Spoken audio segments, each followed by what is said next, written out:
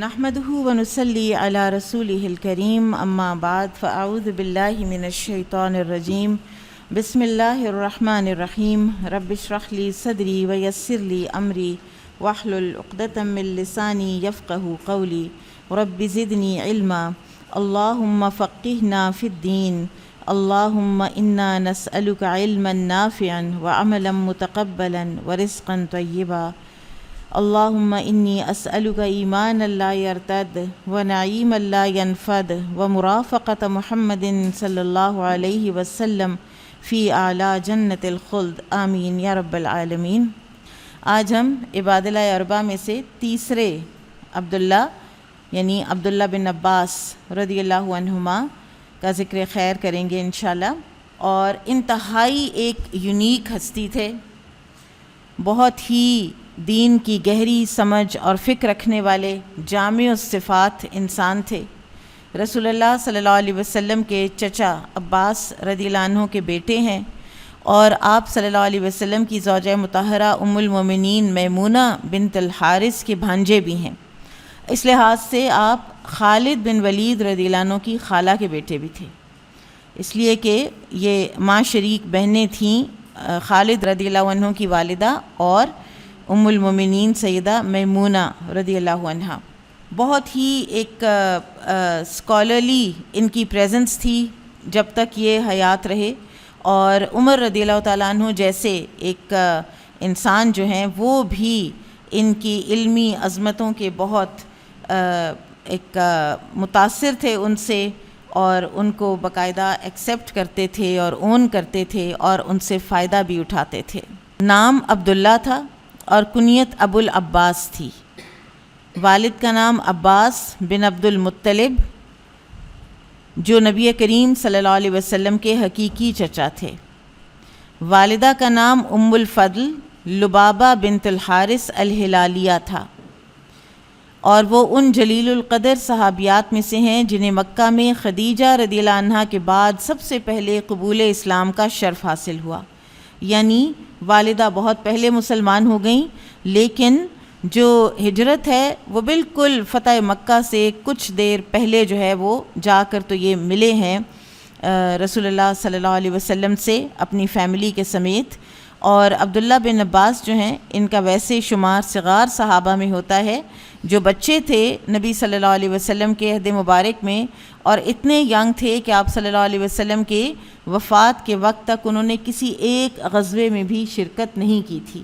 تو یہ ایک الگ سے طبقہ ہے، کیٹیگری ہے صحابہ کی، کہ جو کسی بھی غزوے میں شریک نہیں ہوئے اپنی صغر سنی کی وجہ سے۔ تو عبداللہ بن عباس رضی اللہ عنہما بھی انہی میں سے ایک ہیں۔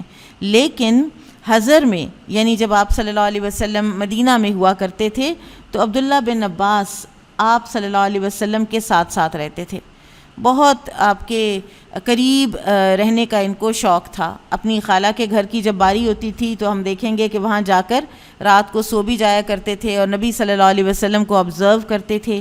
اور دیکھا جائے تو ان کا اور رسول اللہ صلی اللہ علیہ وسلم کا جو ساتھ ہے وہ ان کی بالکل زندگی کے ارلی ایجز میں تقریباً 12-13 سال کی عمر میں ہے، اور 2-2.5 سال کا ہے، لیکن اس میں انہوں نے رسول اللہ صلی اللہ علیہ وسلم کی بہت سی احادیث بھی روایت کیں، اور بہت سا جو دین کا فقہ ہے اور گہری سمجھ ہے وہ ہمیں انہی سے حاصل ہوتی ہے۔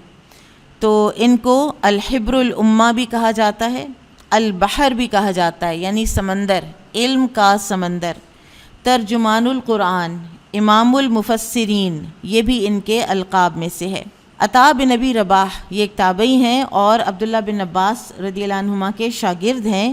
وہ جب بھی ابن عباس کا تذکرہ کرتے تو فرماتے بحر نے یہ کہا، بحر نے ایسا کہا، یعنی علم کے سمندر نے یہ کہا، علم کے سمندر نے وہ کہا۔ عبداللہ بن عباس رضی اللہ عنہما ہجرت سے 3 سال قبل مکہ کی اس گھاٹی میں پیدا ہوئے جہاں مشرکین نے بنو ہاشم اور بنو مطلب کو محصور کر رکھا تھا، جسے ہم شیب ابی طالب کے نام سے سیرہ کی کتابوں میں پڑھتے ہیں۔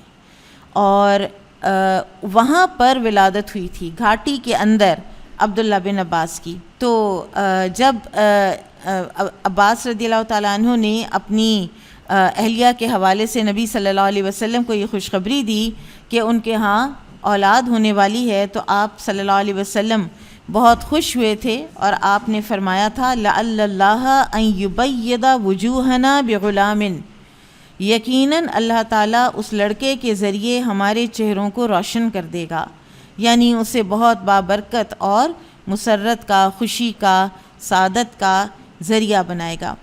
ابن اسیر رحمہ اللہ لکھتے ہیں کہ عباس رضی اللہ عنہ عبداللہ کی ولادت کے بعد انہیں گود میں اٹھا کر رسول اللہ صلی اللہ علیہ وسلم کی خدمت میں آئے، اور آپ صلی اللہ علیہ وسلم نے اپنا مبارک لعاب دہن چھوٹے بچے کے، نیو بورن کے، نومولود کے منہ میں ڈالا اور ان کے لیے خیر و برکت کی دعا فرمائی۔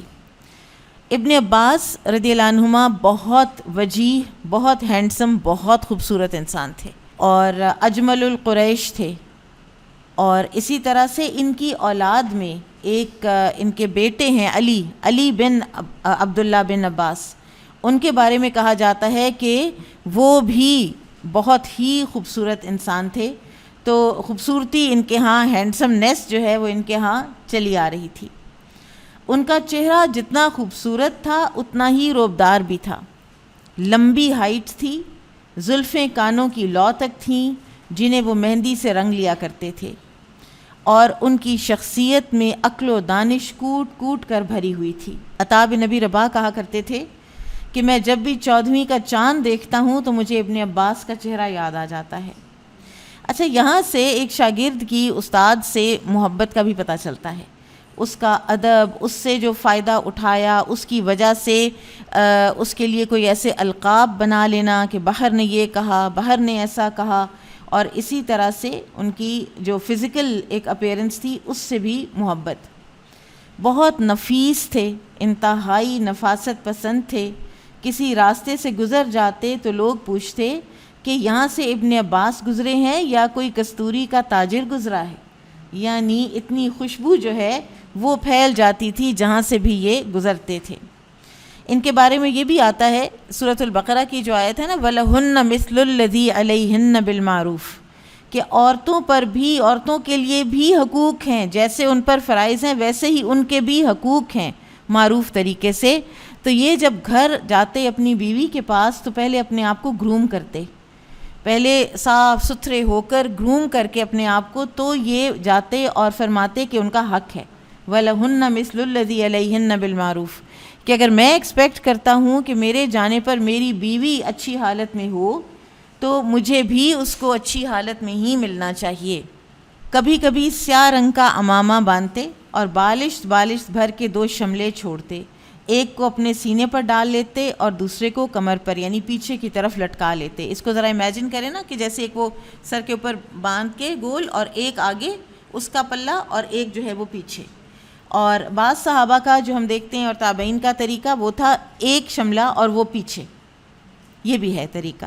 ان کے والد جو ہیں عباس رضی اللہ عنہ ہجرت سے پہلے مسلمان ہو چکے تھے، لیکن مصلحت کی بنا پر اپنے اسلام کو انہوں نے خفیہ رکھا ہوا تھا۔ بدر میں وہ شریک ہوئے تھے، قیدی بھی بنے تھے، اور نبی صلی اللہ علیہ وسلم نے پھر فدیہ لے کر ان کو آزاد بھی کیا تھا، لیکن بعض سیرت نگاروں نے یہ لکھا ہے کہ اس وقت بھی یہ بامر مجبوری آئے تھے اور انہوں نے جنگ نہیں کی تھی۔ اور اگر آپ کو یاد ہو تو ان کو جن انصاری نے گرفتار کیا تھا، تو اب یہ عباس رضی اللہ عنہ کہتے تھے کہ تم نے مجھے گرفتار نہیں کیا، مجھے تو ایک اونچے لمبے سفید کپڑوں والے نے گرفتار کیا ہے۔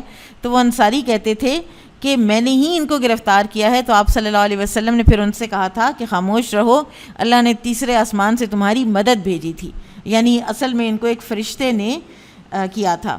اظہار جو ہے انہوں نے اپنے جو اسلام کا ہے وہ فتح مکہ کے سے بعد سن 8 ہجری میں کیا، یہاں پر تو بعد لکھا ہے، لیکن بہرحال نبی صلی اللہ علیہ وسلم جب تشریف لے جا چکے تھے مدینہ سے مکہ کی طرف تو یہ راستے میں مل پڑے تھے، تو اس لیے کہا جاتا ہے کہ ان کو تو پتہ نہیں تھا نا کہ آپ صلی اللہ علیہ وسلم فتح مکہ کے لیے تشریف لا رہے ہیں، تو اس لیے کہا جاتا ہے کہ he was the last group یا فیملی جو تھی نا جو مہاجرین پھر گنی گئی، ٹھیک ہے، ورنہ جو ان کے بعد آئے وہ تو پھر مہاجر نہیں ہے نا۔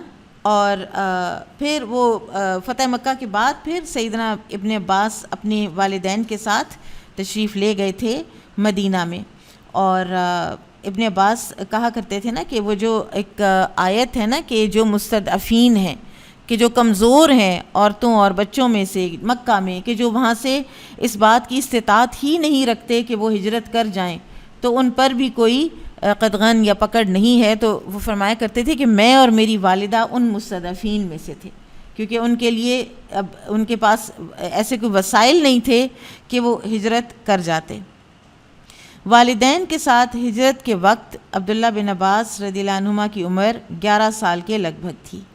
مدینہ طیبہ پہنچ کر ان کو رسول اللہ صلی اللہ علیہ وسلم کی خدمت گزاری اور آپ سے کسب فیض کا خوب موقع ملا.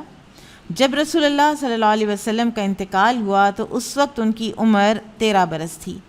اتنی چھوٹی سی عمر میں 1660 احادیث ان کو یاد تھیں. عبداللہ رضی اللہ عنہ رسول اکرم صلی اللہ علیہ وسلم سے بے پناہ عقیدت اور محبت رکھتے تھے. وہ ایک دن رسول اللہ صلی اللہ علیہ وسلم کی بارگاہ سے واپس آئے اور اپنے والد عباس رضی اللہ عنہ سے کہنے لگے کہ آج میں نے رسول اللہ صلی اللہ علیہ وسلم کے پاس ایک ایسا آدمی دیکھا جسے میں نہیں پہچانتا تھا. اگر مجھے اس کے بارے میں معلوم ہو جاتا تو اچھا ہوتا. اب وہ آدمی کون تھا؟ وہ جبرائیل علیہ السلام تھے جو انسانی شکل میں تشریف لائے ہوئے تھے. تو عباس رضی اللہ عنہ نے اس کا ذکر نبی صلی اللہ علیہ وسلم سے کیا تو آپ نے محبت سے عبداللہ کو اپنی آغوش میں لیا اور پھر ان کے سر پر ہاتھ پھیر کر دعا فرمائی، اللہم بارک فیہ وانشر منہ، اے اللہ اس پر اپنی برکت نازل فرما اور اسے علم کا نور پھیلانے کا ذریعہ بنا دے. یہ بڑی خوبصورت دعا مجھے لگی کہ انسان اپنے لیے تو مانگتا ہے رب زدنی علما اور اس طرح کی دعائیں، لیکن یہ ہے کہ اپنی اولاد کے لیے کہ ان کو جتنا دین کا علم آپ دے چکے اس میں جو کمی کوتاہی رہ گئی اللہ تعالیٰ اس کو خود سے اپنے پاس سے اس کو پورا کر دے، مٹا دے. اور آپ اپنے اولاد کے لیے یہ دعا مانگ سکتے ہیں، اللہم بارک فیہ وانشر منہ. انتہائی سلیم الفطرت تھے. کبھی کبھار اپنے ہم عمر لڑکوں کے ساتھ مل کر مدینہ کی گلیوں میں کھیلنے کے لیے بھی نکل جاتے تھے. اسی دوران میں ایک دن ایک واقعہ پیش آیا. بیان کرتے ہیں کہ میں لڑکوں کے ساتھ گلیوں میں کھیلتا پھر رہا تھا کہ اچانک سامنے سے رسول اللہ صلی اللہ علیہ وسلم تشریف لاتے دکھائی دیے تو میں بھاگ کر ایک دروازے کی اوٹ میں چھپ گیا، لیکن نبی صلی اللہ علیہ وسلم نے مجھے دیکھ لیا. آپ صلی اللہ علیہ وسلم میرے قریب آئے اور مجھے پکڑ لیا، پھر نہایت شفقت سے میرے سر پر ہاتھ پھیرتے ہوئے فرمایا، جاؤ معاویہ کو بلا لاؤ. معاویہ رضی اللہ عنہ اس وقت آپ کے کاتبین وحی میں شامل تھے. چنانچہ میں دوڑتا ہوا معاویہ رضی اللہ عنہ کے پاس گیا اور انہیں بلا لایا. جب رسول اللہ صلی اللہ علیہ وسلم ام المومنین سیدہ میمونہ کے گھر پر ہوتے تو یہ بھی وہاں پر خدمت میں حاضر ہو جاتے اور کبھی کبھار تو وہیں پر سو بھی جاتے. فرماتے ہیں کہ ایک مرتبہ میں اپنی خالہ کے ہاں سو رہا تھا کہ رسول اللہ صلی اللہ علیہ وسلم تشریف لائے اور 4 رکعت نماز پڑھ کر آرام فرمانے لگے. ابھی کچھ رات باقی تھی کہ آپ صلی اللہ علیہ وسلم بیدار ہوئے اور مشکیزہ کے پانی سے وضو کر کے نماز شروع کر دی. میں بھی آپ صلی اللہ علیہ وسلم کی بائیں جانب کھڑا ہو گیا. آپ صلی اللہ علیہ وسلم نے میرا سر پکڑ کر مجھے دائیں طرف کر دیا. ایک مرتبہ رسول اللہ صلی اللہ علیہ وسلم نماز کے لیے بیدار ہوئے تو وضو کے لیے ایک برتن میں پانی موجود پایا. وضو کرنے کے بعد آپ صلی اللہ علیہ وسلم نے ام المومنین سیدہ میمونہ رضی اللہ عنہ سے پوچھا کہ وضو کے لیے پانی کون لایا تھا؟ تو سیدہ نے عبداللہ بن عباس کی طرف اشارہ کیا تو رسول کریم صلی اللہ علیہ وسلم نے خوش ہو کر انہیں دعا دی، اللہم فقہہ فی الدین وعلمہ التأویل. اب یہاں پر آپ دیکھیے کہ ان کی آبزرویشن اور ان کا یہ باتیں بتانا کہ آپ صلی اللہ علیہ وسلم نے ان کو پکڑ کر اپنی دائیں طرف کیا، تو اس سے پورا یہ ایک ہمیں پرنسپل پتہ چلتا ہے کہ اگر 2 لوگ جماعت کی نماز پڑھ رہے ہوں تو مقتدی جو ہے وہ امام کے ساتھ کھڑا ہوگا اور دائیں طرف کھڑا ہوگا. اور اسی طرح سے یہ سعادت مندی ہوتی ہے ایک بچے کی کہ وہ دیکھ لے کہ میرے والدین کو، میرے بڑوں کو اس وقت کس چیز کی ضرورت ہے. کبھی آپ کسی جگہ جاتے ہیں نا، کسی کے گھر، میں کسی کے گھر گئی تو وہاں پر ان کی جو بہو تھی نا، اس کا مجھے بہت اس کی قدر آئی کہ اتنے یعنی بہت سے لوگ تھے وہاں پر اور میں بیٹھی ہوئی تھی اور میرے پاس پلیٹ تھی اور کچھ میں نے ڈال بھی لیا ہوا تھا، لیکن نا چمچ یا کوئی چیز مجھے ایسی ملی نہیں تھی، تو میں آ کے بیٹھ گئی تھی. تو اکراس دا روم جو ہے اس نے دیکھ لیا اور وہ لے، and with in a minute اور سو وہ میرے ہاتھ میں نا وہ دے گئی بغیر میرے مانگے. خود آبزرو، اور مجھے آج تک یاد ہے، کافی عرصہ پرانی بات ہے، کسی کا کنسیڈریٹ اور اچھا اخلاق آپ کو یاد رہ جاتا ہے، اور خاص طور پر یہ کہ کوئی انسان خود یہ آبزرو کر لے کہ یہ انسان اگر یہاں پر اس جگہ بیٹھا ہے تو اس وقت اس کی کیا ضرورت ہو سکتی ہے. تو یہ خاص طور پر چھوٹوں کو اپنے بڑوں کا ایسا ادب، ایسا خیال اپنے پیرنٹس کا خاص طور پر رکھنا چاہیے. اور آپ صلی اللہ علیہ وسلم نے ان کو مزید دین کی انڈرسٹینڈنگ کی اور دین کی تعویل کی اور تفسیر کی سمجھنے کی پھر دعا دی ہے کہ یہ اصل میں فہم ہوتا ہے، یہ اصل میں سمجھ ہوتی ہے کسی انسان کی کہ وہ یہ دیکھ لے کہ اس وقت اس بڑے کو کیا چیز چاہیے. رسول اللہ صلی اللہ علیہ وسلم کا انتہا درجے کا ادب اور احترام کیا کرتے تھے. خود ایک واقعہ بیان فرماتے ہیں کہ ایک مرتبہ رات کے آخری پہر میں نے آپ صلی اللہ علیہ وسلم کے ساتھ نماز پڑھی. میں آپ کے ساتھ ہی کھڑا تھا، مگر میں نے اپنے قدم آپ صلی اللہ علیہ وسلم کے قدموں کے برابر نہیں رکھے بلکہ ذرا پیچھے رکھے. آپ صلی اللہ علیہ وسلم نے نماز کے دوران ہی میں اپنا دست مبارک بڑھا کر مجھے اپنے برابر کر لیا. جب نماز پڑھ چکے تو آپ صلی اللہ علیہ وسلم نے فرمایا، ابن عباس کیا وجہ تھی کہ تم میرے برابر نہیں کھڑے ہوئے؟ میں نے کہا، اللہ کے رسول، میں آپ کے برابر قدم بقدم کھڑا ہونے کی جرت کیسے کر سکتا ہوں؟ آپ تو اللہ کے رسول ہیں. رسول اللہ صلی اللہ علیہ وسلم کو میری یہ بات اتنی پسند آئی کہ آپ نے میرے لیے علم و فہم میں اضافے کی دعا فرمائی.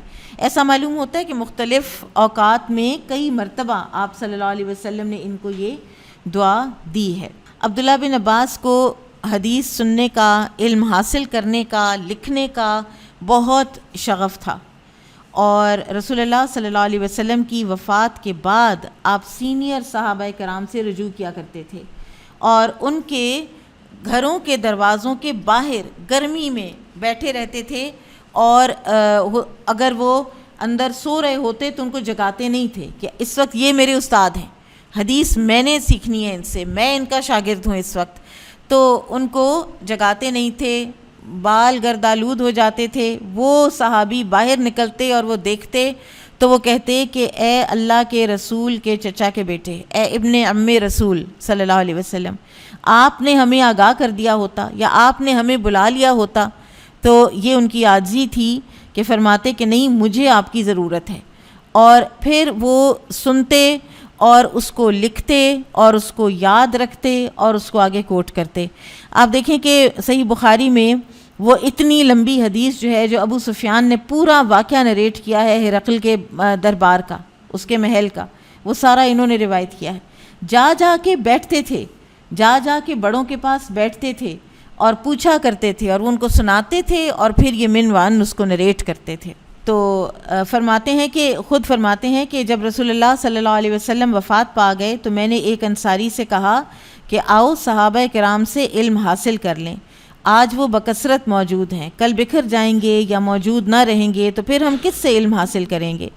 وہ کہنے لگے، وہ انصاری صحابی، کہ ابن عباس آپ عجیب بات کرتے ہیں، لوگ تو آپ سے علم حاصل کرنے آتے ہیں اور آپ دوسروں کے پاس جائیں گے علم حاصل کرنے. تو ابن عباس فرماتے ہیں کہ میں نے اس کی یہ بات سنی انسنی کر دی. اور یہ ہیوملٹی ہے جو انسان کو دوسروں سے سیکھنے کے اوپر لگا دیتی ہے. ورنہ اگر انسان یہی سوچتا رہے کہ میں فلاں سے کیوں سیکھوں اور میں فلاں سے کیوں سیکھوں، تو یا میں اپنے جونیئر سے کیوں سیکھوں، تو پھر تو آپ کہیں بھی نہیں پہنچیں گے. یا میں اپنے بالکل پیئر یا اپنے کولیگ سے کیوں سیکھوں، تو پھر بھی آپ جو ہے نا علم کی منزلیں طے نہیں کر سکتے. تو بہرحال وہ سنی انسنی کر کے بات انصاری کو اسی کے حال پہ چھوڑا اور خود علم کے حصول کے لیے کمر کس لی. کہتے ہیں کہ جب بھی مجھے یہ اطلاع ملتی کہ فلاں صحابی رسول کے پاس آپ صلی اللہ علیہ وسلم کی کوئی حدیث موجود ہے تو میں بلا تاخیر ان کی خدمت میں پہنچتا، اور وہی بات جو پہلے ہوئی ہے کہ ان کی دہلیز پہ بیٹھے رہتے، مٹی اڑ کر ان کے سر میں پڑ رہی ہوتی لیکن انتظار کرتے رہتے اور دستک تک نہ دیتے، کیونکہ یہ ادب کے خلاف سمجھتے تھے وہ اس انسان کی ادب جس نے حدیث پڑھانی ہے. اچھا، اب وہ جو انصاری تھے جنہوں نے کہا تھا کہ آپ کو کیا ضرورت ہے کسی دوسرے سے کچھ سیکھنے کی، تو وہ بھی وہیں مدینہ میں ہی رہتے تھے. تو ایک دن عبداللہ بن عباس کہتے ہیں کہ انہوں نے مجھے طالبان علم کے ہجوم میں گھرا دیکھا تو بے ساختہ بول اٹھے، ھذا الفتیٰ کان اعقل منی، یہ نوجوان مجھ سے زیادہ عقل مند نکلا۔ اور یہ ان کی بھی بڑا دل تھا کہ پھر انسان رجوع کر لے، کہ جب انسان سمجھے کہ ہاں مجھ سے کسی چیز میں کوئی تقصیر ہو گئی ہے تو کہہ دے کہ ہاں ٹھیک ہے مجھ سے غلطی ہو گئی ہے۔ تو وہ خود فرماتے ہیں کہ بسا اوقات ایک مسئلے کے مختلف پہلو میں نے 30 صحابہ کرام سے دریافت کیے۔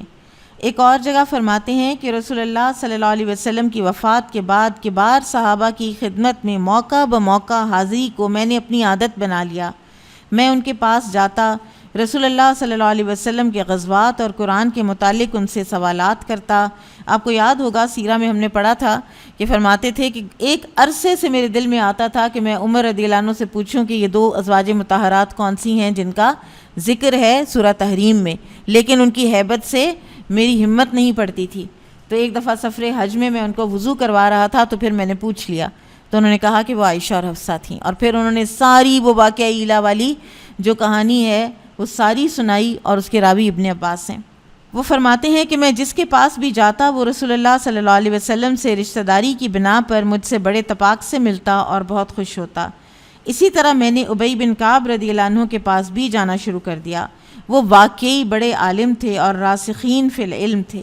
میں نے ان سے مدینہ منورہ میں نازل ہونے والی صورتوں کے متعلق پوچھا تو انہوں نے فرمایا کہ 27 صورتیں مدینہ میں نازل ہوئی ہیں، باقی تمام قرآن مکہ میں نازل ہوا ہے۔ مشہور تابعی مسروق رحمہ اللہ بیان کرتے ہیں کہ جب میں نے سیدنا عبداللہ بن عباس کو دیکھا تو بے ساختہ پکار اٹھتا کہ آپ سب لوگوں سے زیادہ حسین ہیں۔ جب آپ کی گفتگو سنتا تو یہ کہنے پر مجبور ہو جاتا کہ آپ سب سے بڑھ کر فصیح البیان ہیں، اور جب آپ کوئی حدیث بیان کرتے تو آپ کی عالمانہ گفتگو سن کر یہ رائے قائم کرنے پر مجبور ہو جاتا کہ آپ اس دور کے سب سے بڑے عالم ہیں۔ عبداللہ بن عباس رضی اللہ عنہما اپنے اساتذہ کی بہت عزت کرتے، کبار صحابہ بھی آپ کے ساتھ انتہائی شفقت اور محبت سے پیش آتے تھے۔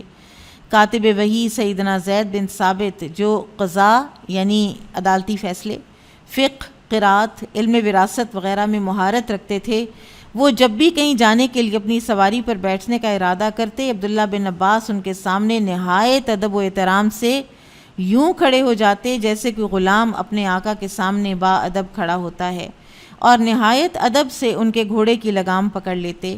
یہ انداز دیکھ کر زید بن ثابت رضی اللہ عنہ فرماتے، عبداللہ اس طرح نہ کیا کرو۔ آپ فرماتے، ہمیں یہ حکم دیا گیا ہے کہ ہم اپنے اساتذہ کی عزت کریں۔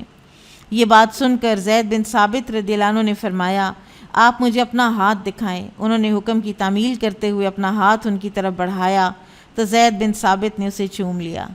استاد کا بھی اپنے شاگرد کے ساتھ محبت کا، پیار کا انداز، اور ارشاد فرمایا کہ ہمیں یہ حکم دیا گیا ہے کہ اہل بیت کے ساتھ اس طرح محبت و شفقت کا سلوک کیا کریں۔ آپ کا جو گھر ہے مدینہ میں وہ ایک بہت بڑی درسگاہ کی شکل اختیار کر گیا تھا، اور آپ کے پاس جو لوگ آیا کرتے تھے وہ ڈفرینٹ مسائل لے کر آتے تھے، اور ایک ہجوم ہوتا تھا۔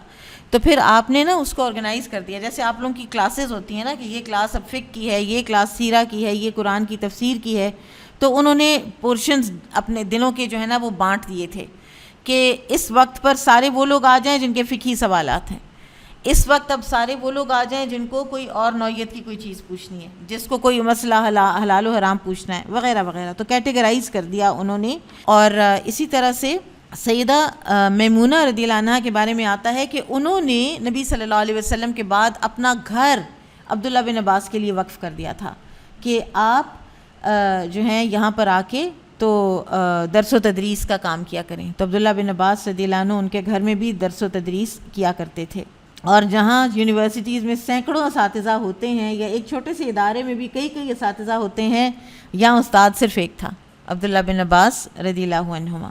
مشہور تابعی ابو صالح بیان کرتے ہیں کہ میں نے عبداللہ بن عباس کو علم کے جس بلند مقام پر فائز دیکھا اس پر قریش جتنا بھی فخر کریں کم ہے۔ تو انہوں نے ہفتے میں ایک دن تفسیر قرآن کے لیے رکھا، ایک دن فقہی مسائل کے لیے، ایک دن غزوات بیان کرنے کے لیے، ایک دن شعر و شاعری کی اصلاح کے لیے بھی مخصوص کیا، اور آپ کی مجلس میں اگر کوئی عالم آ کر بیٹھتا تو آپ اس سے انتہائی انکسار اور تواضع سے پیش آتے۔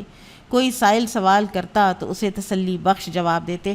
اور یقیناً یہ نبی کریم صلی اللہ علیہ وسلم کی جو دعائیں ہیں یہ اس کا نتیجہ ہے کہ کتنی ہمہ گیر ہے، کتنی ایک آل راؤنڈر قسم کی ایک علمی شخصیت ہیں۔ ورنہ آپ صحابہ کرام میں بھی دیکھتے ہیں کہ ایک کوئی صحابی ہیں جن کے بارے میں آتا ہے کہ وہ حلال حرام کے سب سے زیادہ جاننے والے ہیں، کسی کے بارے میں آتا ہے وہ سب سے زیادہ بڑے قاری ہیں قرآن کے، اور اسی طرح ڈفرینٹ صحابہ۔ لیکن ان کا یہ ہے کہ ہر جو فیلڈ ہے نا، ہر ڈسپلن اسلام کا، اس میں ہی یہ آگے سے آگے ہیں۔ امام لیث رحمہ اللہ کہتے ہیں کہ ایک مرتبہ میں نے طاؤس سے کہا رحمہ اللہ، جناب آپ بڑے بڑے صحابہ کو چھوڑ کر اس کم عمر نوجوان کے ساتھ ساتھ رہتے ہیں، ایسا کیوں ہے؟ تو انہوں نے فرمایا کہ میں نے قریب 70 صحابہ کو اپنی آنکھوں سے دیکھا ہے کہ اگر انہیں کسی مسئلے میں شک ہو جائے یا اختلاف ہو جائے تو وہ ابن عباس کے قول پر فیصلہ کرتے تھے۔ اسی طرح امام احمد رحمہ اللہ فرماتے تھے کہ صحابہ میں سب سے زیادہ فتاویٰ سیدنا ابن عباس ہی کے ہیں۔ دانائی کی بھی بہت سی باتیں، وزڈم کی باتیں آپ سے منقول ہیں جو کہ آپ کے اقوال کہلاتے ہیں۔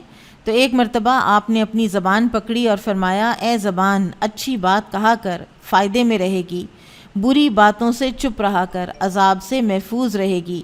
ایک دن فرمایا، جب درہم و دینار وجود میں آئے تو ابلیس بہت خوش ہوا، اس نے اپنی آنکھوں سے لگایا انہیں یعنی درہم و دینار کو اور کہنے لگا، اے درہم و دینار تم میرے دل کا سکون ہو، میری آنکھوں کی ٹھنڈک ہو، تمہارے ذریعے ہی میں لوگوں کو بھٹکاؤں گا، سرکش کروں گا، تمہارے ذریعے ہی جہنم میں ڈالوں گا اور تمہارے ذریعے ہی لوگوں کو کافر بناؤں گا۔ جس نے بھی درہم و دینار سے محبت کی گویا وہ میری عبادت کرنے لگ گیا۔ اسی لیے کہتے ہیں نا کہ دولت جو ہے وہ جیب میں تو ہو کہ آپ اپنی ضروریات زندگی پورا کریں، لیکن اس کی محبت آپ کے دل میں گھر نہ کرے۔ کم ہے تو کم میں گزارا، زیادہ ہے تو زیادہ میں گزارا، اللہ کا شکر بھی کریں اور صبر بھی کریں، لیکن اس کی محبت ایسے جان کی لاگو نہ ہو جائے کہ آپ اپنی زندگی کا مقصد ہی بھول جائیں، کیونکہ سب سے زیادہ جو چیز انسان کو زندگی کا مقصد بھلاتی ہے وہ دولت کی محبت ہے۔ اسی طرح آپ فرماتے تھے کہ مومن اور فاجر دونوں کے لیے اللہ نے حلال رزق لکھا ہوا ہے، اگر انسان صبر کرتا ہے تو اسے اپنے وقت پر حلال رزق خود بخود مل جاتا ہے، اور اگر انسان جلد بازی کرتے ہوئے حرام کی طرف لپک پڑے تو جس قدر وہ حرام کے پیچھے بھاگتا ہے اسی قدر اس کے حلال رزق میں کمی کر دی جاتی ہے۔ خشیت الہی سے زارو قطار رویا کرتے تھے۔ عبداللہ بن نبی ملیکہ بیان کرتے ہیں کہ میں نے ایک دفعہ سیدنا عبداللہ بن عباس کے ساتھ مکہ معظمہ سے مدینہ منورہ تک سفر کیا۔ ایک جگہ ہم نے پڑاؤ کیا تو آپ نے آدھی رات کے بعد نماز پڑھنی شروع کر دی، اور میں نے دیکھا کہ آپ بار بار یہی آیت تلاوت فرما رہے تھے اور آپ زارو قطار روتے جا رہے تھے، وَجَاءَتْ سَكْرَةُ الْمَوْتِ بِالْحَقِّ ذَلِكَ مَا كُنْتَ مِنْهُ تَحِيدُ، اور موت کی سختی حق یعنی موت کو سامنے لے آتی ہے، اور کہا جاتا ہے کہ یہی وہ موت ہے جس سے تو بھاگتا تھا۔ بائی دا وے یہی آیت تلاوت فرما رہے تھے ابو بکر صدیق رضی اللہ عنہ اپنے آخری ایام میں، اپنی وفات سے پہلے۔ تو وہ کہتے ہیں کہ آپ اس رات طلوع فجر تک یہی آیت بار بار پڑھتے رہے اور یوں معلوم ہو رہا تھا کہ جیسے کوئی بچہ آہیں بھر رہا ہو۔ ابو رجا کہتے ہیں کہ میں نے ابن عباس کی آنکھوں کے نیچے گالوں پر آنسوؤں کے وہ مستقل نشان دیکھے جو رونے کی کثرت سے پڑ گئے تھے، لگاتار اور کنٹینیوس اور زیادہ رونا۔ حضرت عمر رضی اللہ تعالیٰ عنہ عبداللہ بن عباس رضی اللہ عنہما کی علم کے اور فقہ کے بہت معترف تھے۔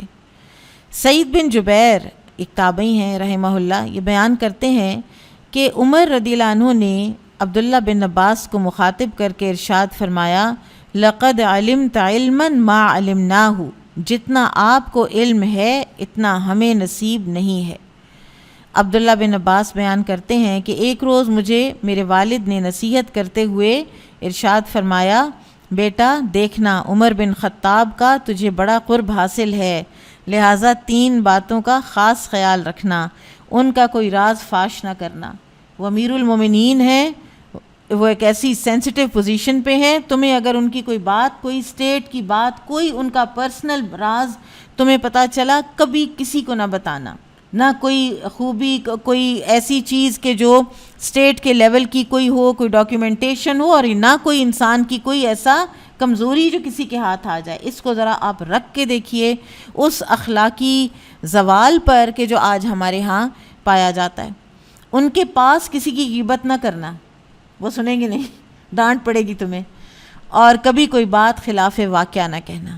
اب آپ دیکھیں کہ باپ کی بھی کیا نصیحتیں ہیں کمال کی۔ عامر بن سعد بیان کرتے ہیں کہ میں نے اپنے والد سعد بن ابی وقاص رضی اللہ عنہ کو یہ فرماتے ہوئے سنا، میں نے حاضر جوابی، زود فہمی، پختہ علمی اور بردباری میں عبداللہ بن عباس سے بڑھ کر کسی کو نہیں دیکھا۔ یہ حاضر جوابی جو ہے نا، یہ وہ حاضر جوابی نہیں کہ انسان لڑائی میں ترکی بترکی جواب دے، یہ ہے علم کی پختگی سے جو حاضر جوابی آتی ہے نا، کہ آپ سے کوئی سوال کیا جائے اور اس وقت آپ کو سمجھ آ جائے کہ آپ نے کیا جواب دینا ہے۔ اسی طرح عمر بن خطاب رضی اللہ عنہ مشکل مسائل حل کرانے کے لیے ان سے مختلف سوالات پوچھتے تھے، جبکہ اہل بدر اور کبار صحابہ کرام کے علاوہ دیگر بزرگ صحابہ بھی وہاں موجود ہوتے، اور بعض مہاجرین صحابہ نے تو باقاعدہ محسوس کیا اس بات کو کہ ہمارے بھی عبداللہ بن عباس کی عمر کے بیٹے ہیں، ان کو تو اتنی لفٹ نہیں کرائی جاتی جتنی عمر عبداللہ بن عباس کو کراتے ہیں، یہ کیوں اس مجلس میں ہوتے ہیں جس میں اتنے میچور صحابہ علمی گفتگو کر رہے ہوتے ہیں۔ تو حضرت عمر کو جب پتہ چلا تو انہوں نے کہا کہ اچھا ٹھیک ہے، میں تم لوگوں کو اب کسی وقت پروو کروں گا اور دکھاؤں گا کہ یہ لڑکا یہاں پہ، نوجوان یہاں پہ کیوں ہوتا ہے۔ تو ایک مرتبہ تمام صحابہ بیٹھے ہوئے تھے تو ابن عباس بھی موجود تھے، تو عمر رضی اللہ عنہ نے تمام صحابہ سے سوال کیا کہ اچھا بتاؤ کہ سورہ نصر اذا جاء نصر اللہ والفتح کس بارے میں نازل ہوئی؟ تو مختلف حضرات نے مختلف جواب دیے۔ اچھا اب یہ بھی یاد رکھیے گا کہ یہ وہ دور ہے کہ پوری کی پوری احادیث کے ذخیرے کمپائل نہیں ہوئے ہوئے، کسی کو کسی حدیث کا پتہ ہے، کسی نے کوئی سن رکھی ہے، کسی نے کوئی نہیں سن رکھی۔ وہ عمر رضی اللہ عنہ کو بھی تو ابو موسیٰ الاشعری نے کوئی بات سنائی تھی، وہ نوک کرنے والی، تو انہوں نے کہا تھا گواہ لے کر آؤ، اور جب گواہ آئے تو انہوں نے کیا فرمایا تھا کہ ہم تجارت میں لگے رہے اور لوگ جو ہیں وہ کتنا کچھ سیکھ گئے نبی صلی اللہ علیہ وسلم سے۔ تو یہ ہمارے لیے، میں سوچ رہی تھی کہ ہمارے لیے یہ کتنی بڑی بلیسنگ ہے دین کا پورے کا پورا کمپائل ہو جانا اور ہمارے سامنے ایک آرگنائز طریقے سے سامنے آ جانا۔ اور آج کل تو جتنی آسانی ہے اتنی تو کبھی ہوئی ہی نہیں کسی پچھلے دور میں۔ تو صحابہ کو نہیں پتہ تھا، کسی نے کچھ کہا، کسی نے کچھ۔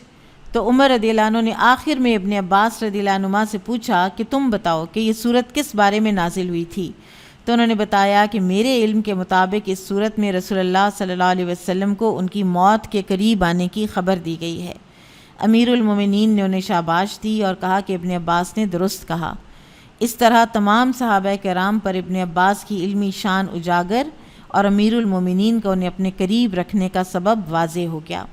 عبداللہ بن مسعود کہا کرتے تھے وَلَنِعْمَ تَرْجُمَانُ الْقُرْآنِ ابن عباس، کتنے بہترین ترجمان قرآن ہیں عبداللہ بن عباس۔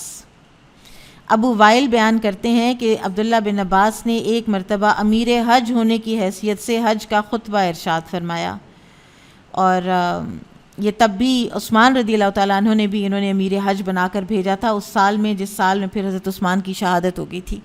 آپ رضی اللہ عنہ معصور تھے اور آپ تو جا ہی نہیں سکتے تھے، اور اس وقت امیر ہی جایا کرتے تھے، تو عبداللہ بن عباس کو بھیجا تھا۔ اور ایسی فصیح و بلیغ انداز میں تفسیر کی سورہ نور کی کہ اگر اہل فارس اور اہل روم و ترک سن لیتے تو اسی وقت ایمان لے آتے۔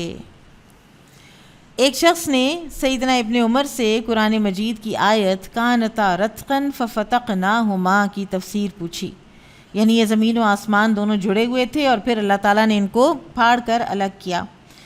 تو اس شخص نے جا کر ان سے سوال کیا تو انہوں نے فرمایا کہ اس آیت کا مطلب یہ ہے کہ پہلے آسمان سے بارش نہیں برستی تھی اور نہ زمین سے کچھ اگتا تھا، تو اللہ نے آسمان سے بارش برسا دی اور زمین سے پودے اگا دیے۔ اس شخص نے جا کر عبداللہ بن عمر کو جب ان کی بیان کردہ تفسیر بیان کی تو فرمانے لگے کہ آج تک مجھے یہی لگتا رہا کہ ابن عباس تفسیر قرآن میں کچھ جرت سے کام لیتے ہیں، مگر آج مجھے یقین ہو گیا ہے کہ واقعی اللہ نے انہیں علم و حکمت سے نوازا ہے۔ ابن عباس کے فتووں کی جو جلدیں ہیں تقریباً 20 جلدوں میں جمع کیے گئے ہیں ان کے فتاویٰ، اور علمی شخصیت ہونے کے ساتھ ساتھ بہترین اخلاق کے مالک تھے۔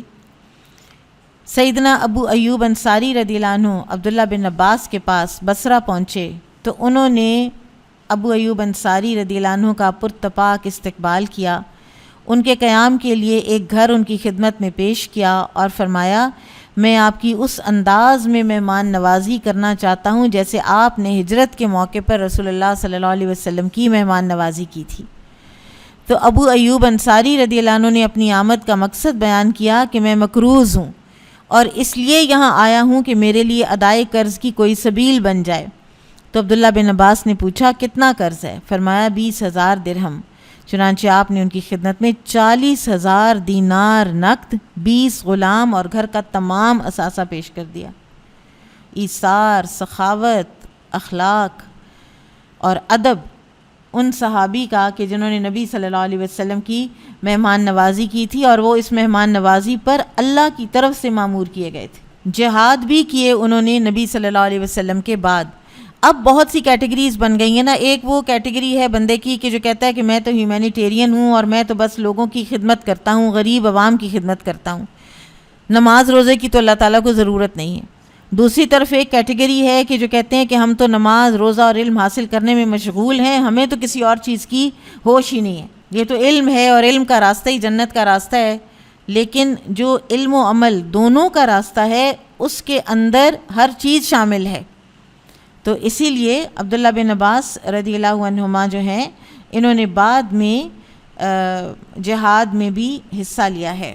سیدنا عمرو بن العاص کو جب عمر رضی اللہ عنہ نے مصر فتح کرنے پر مامور فرمایا تو اس آرمی میں عبداللہ بن عباس بھی جہاد کے لیے مصر تشریف لے گئے تھے۔ یہ سن 18 سے 21 ہجری کے درمیان کا واقعہ ہے۔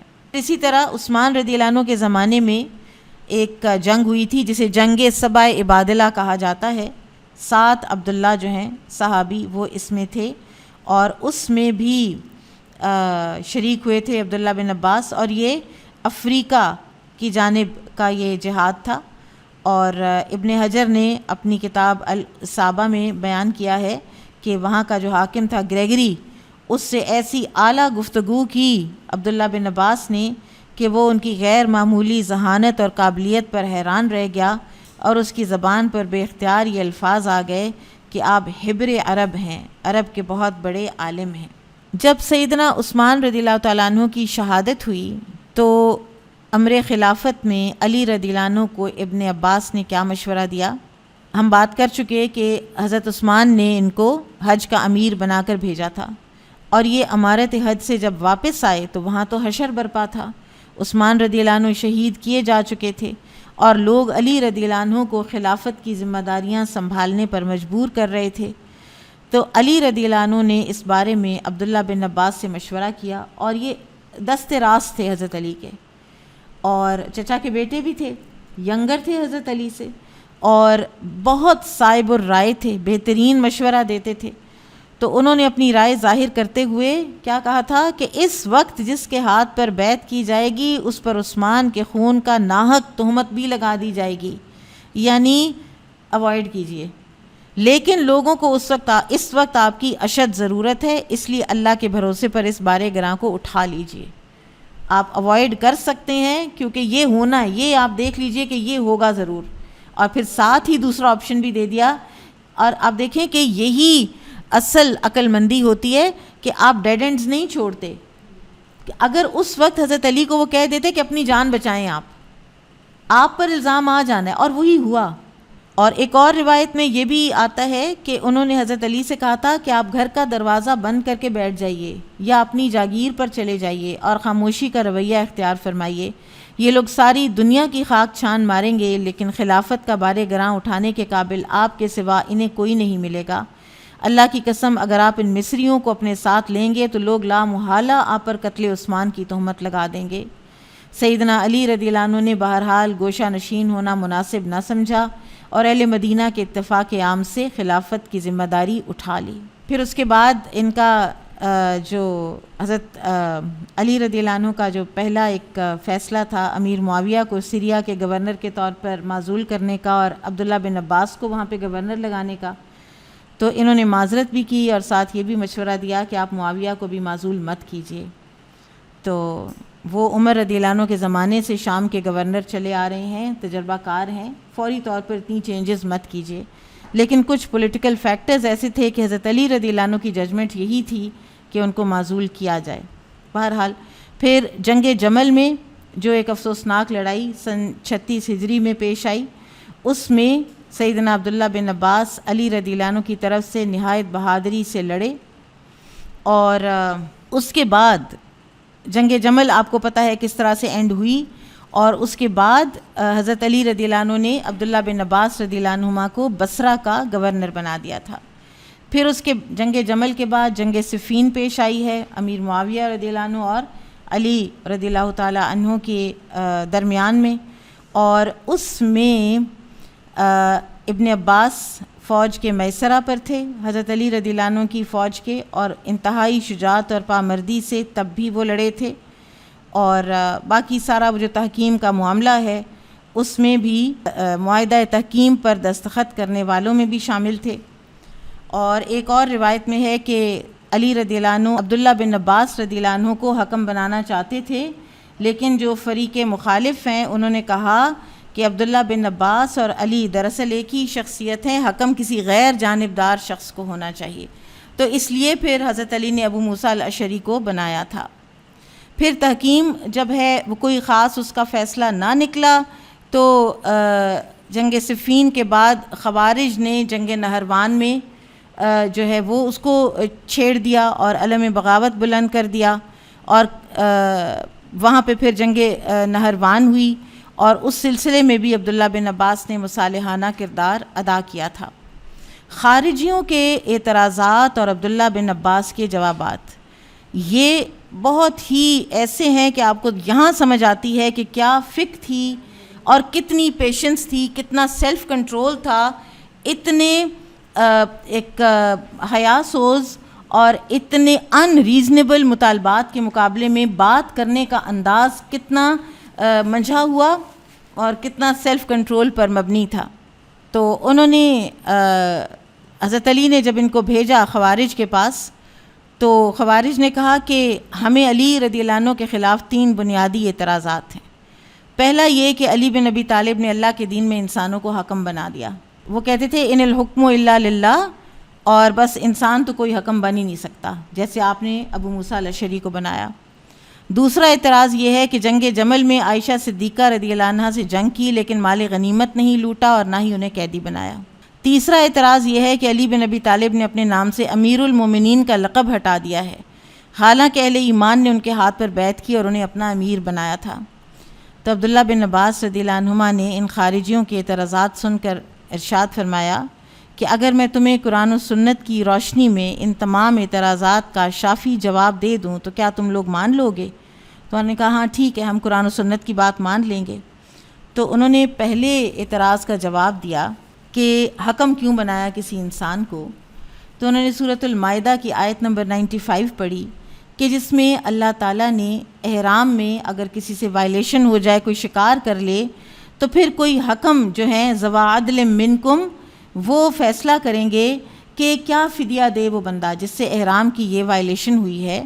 تو انہوں نے کہا کہ میں اللہ تعالیٰ کو گواہ بنا کر تم سے پوچھتا ہوں کہ انسان کی جان و مال کی حفاظت کے لیے انسان کو حاکم بنانا زیادہ بہتر ہے یا ایک خرگوش کی جان بچانے کے لیے انسان کو حکم بنانا بہتر ہے؟ تو یہ دلیل سن کر وہ کہنے لگے کہ نہیں، بلا شبہ انسان کی جان جو ہے اس کو بچانے کے لیے حکم تو بنایا جا سکتا ہے، مان گئے. دوسرا اعتراض کہ قیدی کیوں نہیں بنایا اور مال غنیمت کیوں نہیں لوٹا جنگ جمل میں؟ تو حضرت عبداللہ بن عباس نے کہا کہ میں آپ سے یہ پوچھنا چاہتا ہوں کہ کیا کوئی غیرت مند اپنی ماں کو قید کر سکتا ہے؟ عائشہ رضی اللہ عنہا پوری امت کی ماں ہیں، کیا تمہاری غیرت یہ اجازت دیتی ہے کہ ام المومنین کو قید کیا جائے؟ اگر تم ہاں میں جواب دو گے تو گویا کفر کے مرتکب ہوگے، اور اگر سیدہ عائشہ کے امت کی ماں ہونے کا انکار کرو گے تو بھی کفر کے مرتکب ٹھہرو گے، اس لیے کہ اللہ تعالیٰ کا ارشاد ہے وَأَزْوَاجُهُ أُمَّهَاتُهُمْ، نبی کی بیویاں ان کی مائیں ہیں، اب تم اپنے لیے جو چاہو پسند کر لو. اس پر بھی خوارج کی نگاہیں جھک گئیں. اب تیسرے اعتراض کی باری آئی کہ حضرت علی نے اپنے نام کے ساتھ امیر المومنین کا سابقہ کیوں ختم کیا؟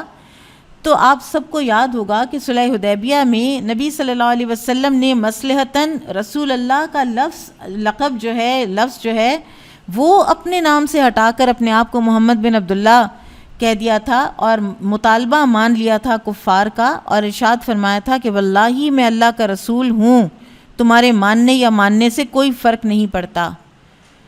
تو حضرت علی ہی سے آپ صلی اللہ علیہ وسلم نے فرمایا تھا کہ تم یہ رسول کے الفاظ مٹا دو، تو علی رضی اللہ عنہ نے نہایت ادب سے عرض کیا تھا کہ اللہ کے رسول میں اپنے اندر یہ الفاظ مٹانے کی جرت نہیں پا رہا، تو رسول اللہ صلی اللہ علیہ وسلم نے خود اپنے ہاتھ سے یہ الفاظ مٹا دیے۔ تو عبداللہ بن عباس رضی اللہ عنہما نے خوارج سے پوچھا، اب آپ مجھے بتائیں کہ اگر رسول اللہ صلی اللہ علیہ وسلم کے الفاظ مٹانے سے رسالت پر کوئی آنچ نہیں آتی تو امیر المومنین کا سابقہ ہٹانے سے کون سی قیامت برپا ہو گئی ہے؟ اور یہ دلائل سن کر خارجیوں نے کہا کہ ہم سمجھ گئے، ہم اپنے جملہ اعتراضات سے دستبرداری کا اعلان کرتے ہیں۔ اور ان میں 20,000 خوارج دوبارہ واپس طائب ہو گئے تھے اپنے ان عقائد سے۔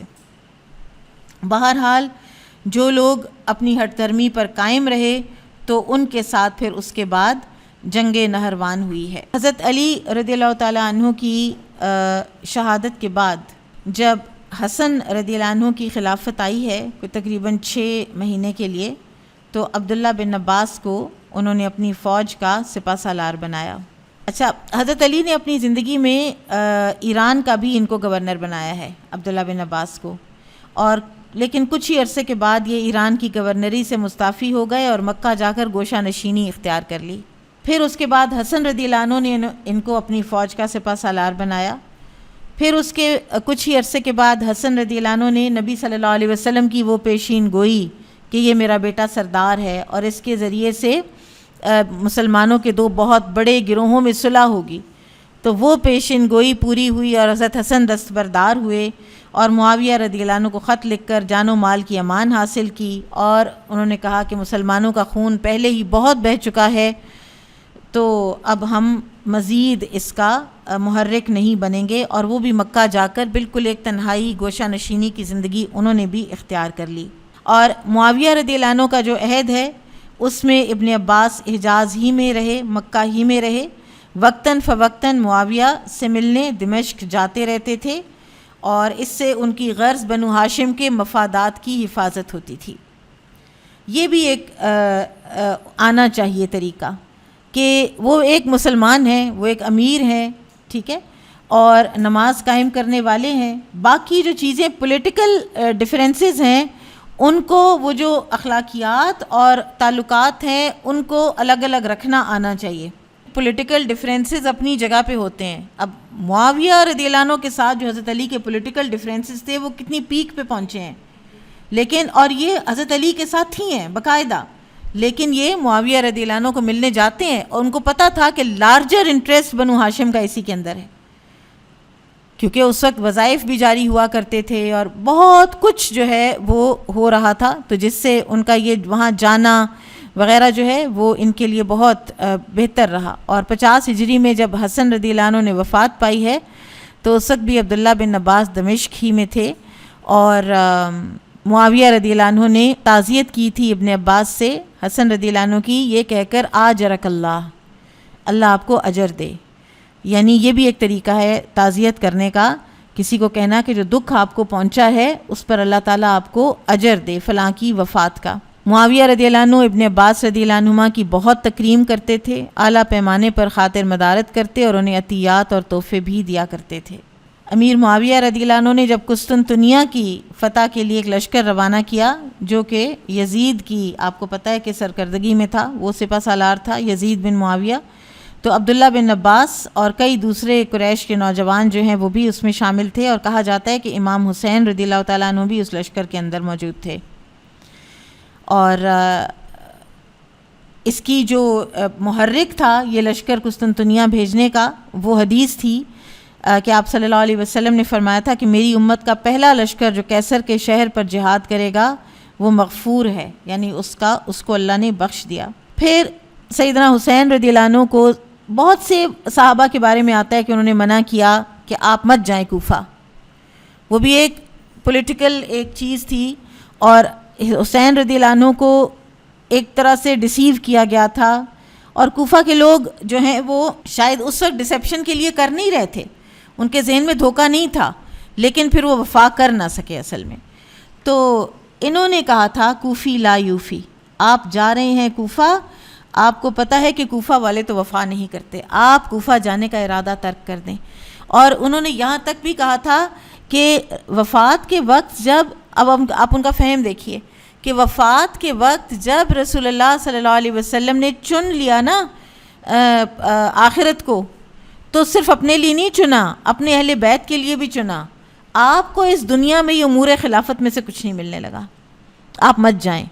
بہرحال حسین رضی اللہ عنہ نے فرمایا کہ میں نے پختہ ارادہ کر لیا ہے، اب بہرحال جانا ہے. انہوں نے یہ بھی کہا کہ اہل کوفہ آپ کو لڑائی کی آگ میں جھونکنے کی دعوت دے رہے ہیں، مجھے ڈر ہے کہ وہ آپ کو بھی اسی طرح چھوڑ جائیں گے جس طرح آپ کے والد اور بھائی کو چھوڑ گئے تھے. بہرحال حسین رضی اللہ تعالیٰ عنہ تشریف لے گئے اور ہوا جو کچھ بھی ہوا. یہ بھی مشورہ دیا ابن عباس نے کہ پھر عورتوں اور بچوں کو ساتھ نہ لے کر جائیں، مجھے ڈر ہے کہ کہیں آپ بھی اسی طرح شہید نہ کر دیے جائیں جس طرح عثمان کو شہید کیا گیا تھا.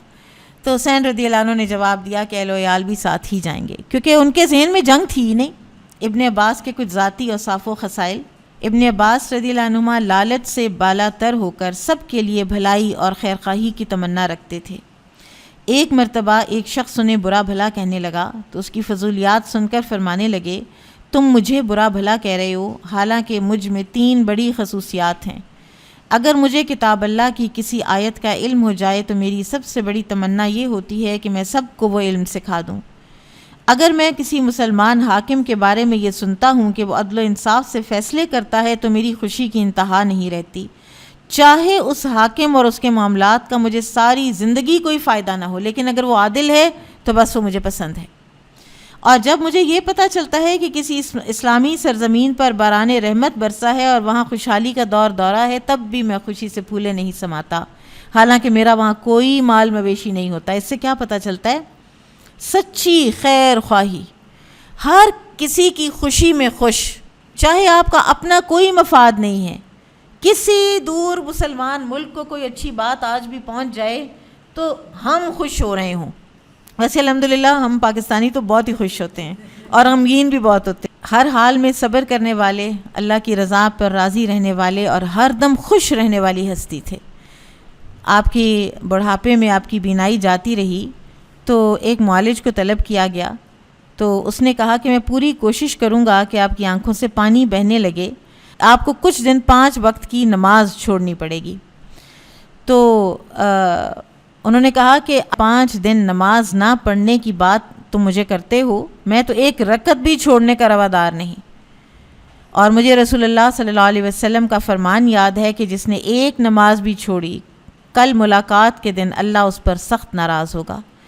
اور پھر ان کی بصارت چلی گئی اور انہوں نے وہ علاج نہیں کرایا جس میں سے بصارت جو ہے واپس آ جاتی نماز چھوڑنے کی وجہ سے. بہت حیا والے تھے، حمام کے اندر بھی لباس سمیت غسل کیا کرتے تھے.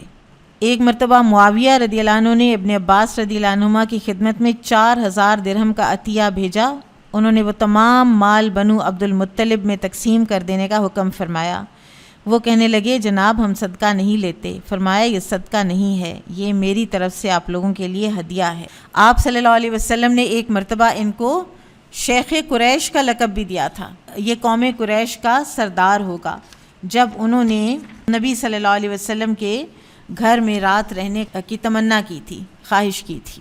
پھر اسی طرح سے ایک اور روایت میں آتا ہے کہ عبداللہ رضی اللہ عنہ کو ان کی نسل میں خلفاء ہونے کی بشارت بھی دی گئی تھی. اور آپ کو پتہ ہے کہ بنو عباس پوری ایک ڈائنیسٹی ہے جو انہی لوگوں سے چلی ہے، کہ رسول اللہ صلی اللہ علیہ وسلم نے ایک مرتبہ ان کی والدہ سے فرمایا تھا اذهبی بأبی الخلفاء، کل کے آنے والے خلیفوں کے والد کو لے جاؤ.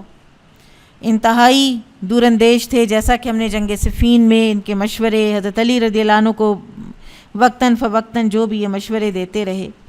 ان کی وفات کا واقعہ انتہائی ایمان افروز ہے.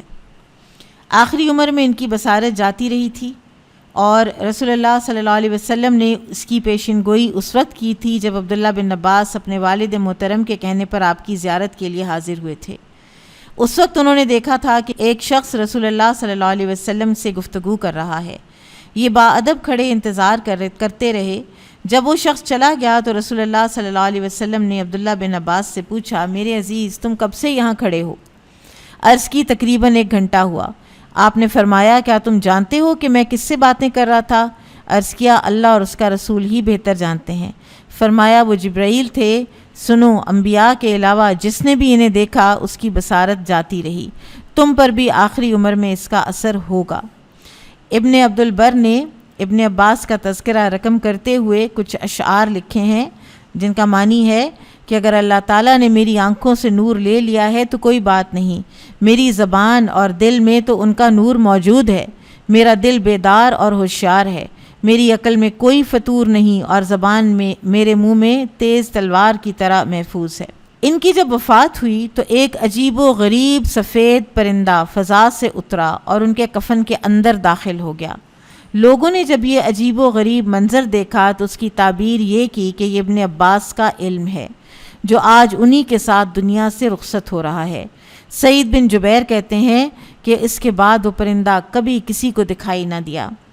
عبداللہ بن عباس طائف میں 68 ہجری میں 71 برس کی عمر میں وفات پائی۔ اور یہ جو تھے نا اہل بیت، یہ وہ وقت ہے کہ جب عبداللہ بن زبیر رضی اللہ عنہ والا سارا پولیٹیکل جو ایک رائٹس ہیں نا وہ ہو رہے تھے۔ تو یہ پھر مدینہ اور مکہ دونوں کو چھوڑ کر، کیونکہ یہ بیعت نہیں کرتے تھے کسی کی بھی، نہ عبداللہ بن زبیر کی نہ عبد الملک بن مروان کی، یہ کہتے تھے کہ مسلمان ایک پر متفق ہو جائیں ہم اس کی بیعت کر لیں گے۔ لیکن ان کا پولیٹیکل ہونا، ان کا بیعت نہ کرنا بھی جو خلیفہ کے کینڈیڈیٹس تھے ان کو پسند نہیں تھا، کیونکہ ان کی اپنی ایک سے تھی، لوگ ان کی باتوں سے، اور یہ کہتے تھے کہ ہم مسلمانوں میں تفرقے کا باعث نہیں ہو سکتے، ہم نے کسی پارٹی میں شامل نہیں ہونا۔ تو پھر یہ مکہ اور مدینہ دونوں کو چھوڑ کر یہ طائف چلے گئے تھے۔ یہاں پر ان کے کچھ باغات تھے اور یہیں پر پھر ان کی وفات ہوئی۔ ان کی نماز جنازہ علی رضی اللہ عنہ کے بیٹے محمد بن حنفیہ نے پڑھائی، وہ بھی انہی کے ساتھ مکہ اور مدینہ دونوں چھوڑ کر یہاں پر تشریف رکھتے تھے، وہ بھی پولیٹیکل تھے۔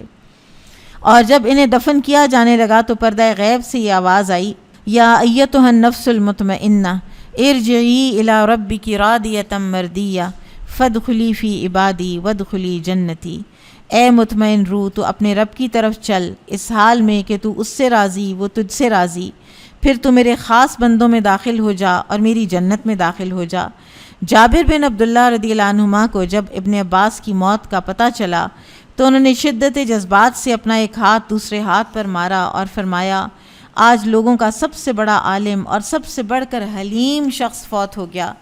آج یہ امت جس مصیبت کا شکار ہوئی ہے اس کا مداوع کبھی نہ ہو سکے گا۔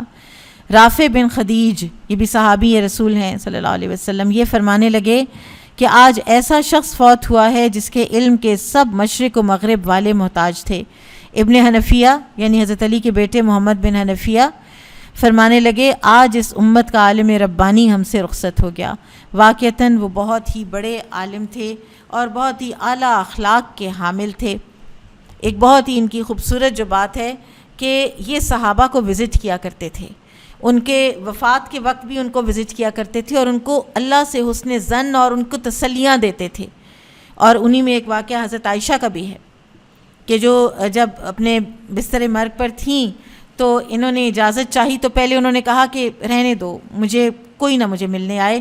تو لوگوں نے کہا کہ ام المومنین رسول اللہ صلی اللہ علیہ وسلم کے چچا کے بیٹے ہیں، آپ انہیں آنے دیجئے۔ تو پھر انہوں نے کہا کہ آ جائیں۔ تو پھر انہوں نے اتنے خوبصورت الفاظ میں ایک دنیا سے جاتے ہوئے انسان کو تسلیاں دی ہیں کہ آپ ام المومنین ہیں، آپ رسول اللہ صلی اللہ علیہ وسلم کی سب سے محبوب بیوی ہیں، اور بہت سے ان کے فضائل و مناقب جو ہیں وہ ان کو اس وقت یاد کروائے۔ اور انہوں نے کہا کہ اچھا میں تو اپنے آپ کو بڑا ہی اس سے کم تر سمجھتی ہوں۔ تو ان کی بھی جو ہیوملٹی تھی حضرت عائشہ کی بھی، وہ بھی کمال ہے۔ بہرحال اللہ تعالیٰ ان سب صحابہ کرام کو ہمارے لیے مشعل راہ بنائے اور ہمیں توفیق عطا فرمائے کہ ہم ان کا اتباع کر سکیں۔ بارک اللہ فیکم۔ سبحانک اللہم و بحمدک اشہد ان لا الہ الا انت استغفرک و اتوب الیک۔ السلام علیکم ورحمۃ اللہ وبرکاتہ۔